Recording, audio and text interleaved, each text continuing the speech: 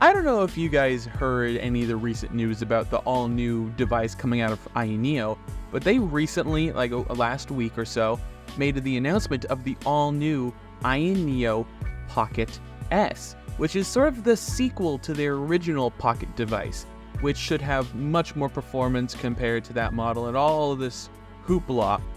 But what I find probably the most interesting is the SoC, and though we do not have any official pricing, if priced correctly, could be super interesting in terms of the high-end Android emulation scene.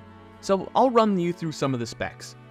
The processor on this is the second generation of the Snapdragon G3X.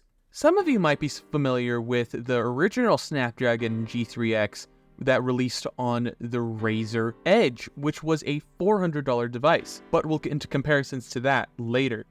Some of the other features in this thing will come with 16 gigabytes of RAM with a 1 terabyte storage option.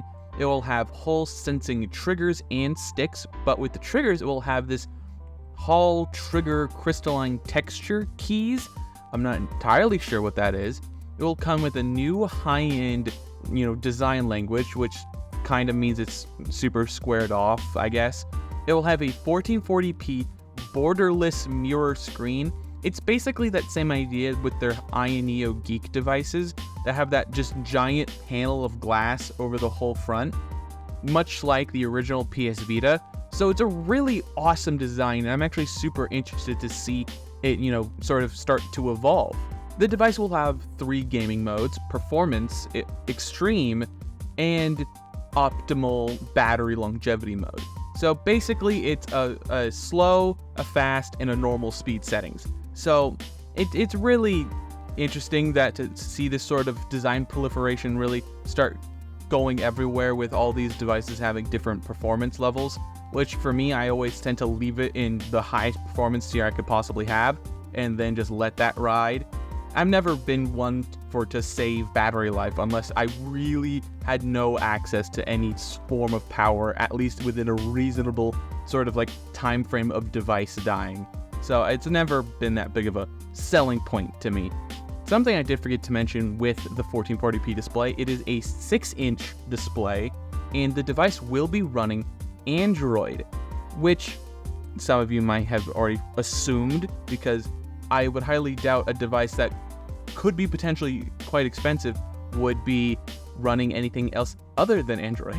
In AYN's recent videos, sort of advertising the product, they compare it against the Snapdragon 8 Plus Gen 2, in stating that it's double the performance of the original G3X. Which, to be fair, the original G3X wasn't the most powerful chip you could have by any means, and it was probably half as fast as the Gen 2. So I wasn't exactly excited when I found out that this will have the G3X Gen 2. So yes, this thing could be very powerful, and it probably is at least more powerful than the Snapdragon 8 Plus Gen 2, but I have a hard time believing that it will truly compete with the Snapdragon 8 Plus Gen 3 that is already out on devices. So I would say this is somewhere in between the two processors. So if I would compare this to something like the Odin 2, it'll probably be more performant than the Odin 2, but it would not be more performant against something like if you bought the brand new Samsung phones. It wouldn't be more powerful than that. So to give you sort of your frame of mind to understand where this thing will sort of fall in between, for performance. Something I mentioned earlier with its similarities to the Razer Edge, that was a $400 device, and I am somewhat able to believe that this device will also be around that price point, which is a good price point, but I would fear that this would have to compete too much with those Windows-based handhelds that are getting closer to that price point. At $400, this device will be competing with the Steam Deck, or even other devices like the AYN Next Lite, AYN's own device that they're actively releasing that runs Windows. So it's kind of confusing to see if this product is priced appropriately. It might get outshined by Windows handhelds or other devices around this price point. If it doesn't offer enough performance over something like the Odin, would it really be worth upgrading or spending that much more money on not that much more performance. It's a very similar argument that I made for the AYN Neo Next Lite in the first place. That device doesn't nearly offer that much value compared to just buying a Steam Deck. At least like the old base model Steam Deck, sure, you'll be sacrificing storage, but you're gaining that much more in performance. So this device will have to be very compelling for me to even consider this device to be reviewed or, recommending this to others. Because if it's that price point is a really big sticking point for me. Because if it's not competitive, it's just going to get destroyed by all these other handles that are currently out at cheaper price points. This device could be all flash and no dash. Like, this is a beautiful looking device.